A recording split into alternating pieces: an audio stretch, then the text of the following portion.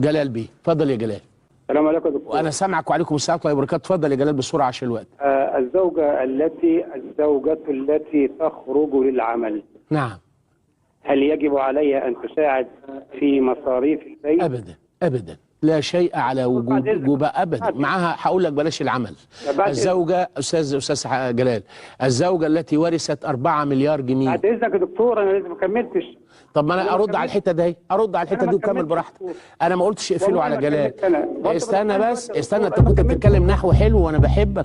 ما انا ما كملتش، اكمل وبعدين سيادتك تجاوب. لا انا هقف عند النقطه دي. انا بحبك والله. طب وانا بحب ترابك، بس اسمعني وبعدين كمل، لان مش هتراجع. لما اقول لك انا هقف هنا قول لي اتفضل، وبعدين اقول لك كمل يا جلجل يا جلجل يا جلجل يا جلجل يا جلجل يا جلجل. اسمع يا جلجل بس. يتحمل كل شيء يا جلال بايه يا عم جلال؟ الله يرضى عليك، انا قايل النهارده الكلام ده وبعيد اهو تاني. مفيش نفقه على ست نهائي، وهي مواساه سنه. كمل بقى يا جلجل، كمل.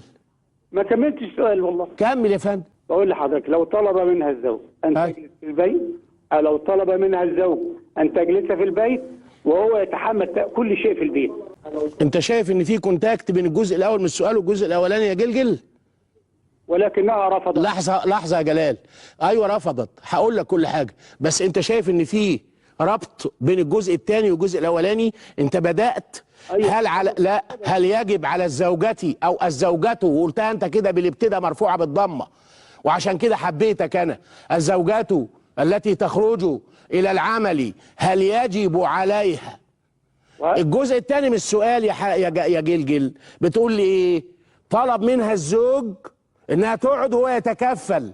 قول لي ايه العلاقه بين الجزئين دول يا جلال؟ كنت هتموت لو ما كملتش.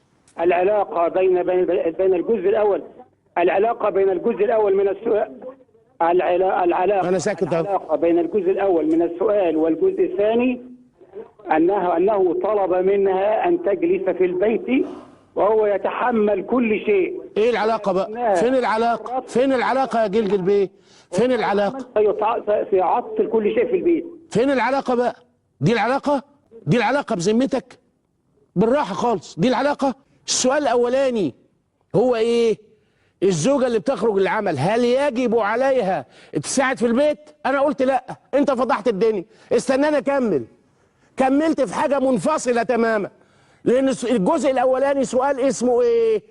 قال لها عودي يا مراتي وانا متكفل بكل حاجه. ده ملوش دعوه بالوجوب والجواز يا جلجل، ملوش دعوه، ملوش صله. قول لي في سؤال تاني. السؤال الاولاني هل يجب؟ لا يجب. حبت هي تجيب كيلو فاكهه وهي جايه تجيب، ما تجيبش، لا يجب، وانا قلته النهارده. السؤال الثاني هو طلب منها تقعد في البيت وهو يتكفل.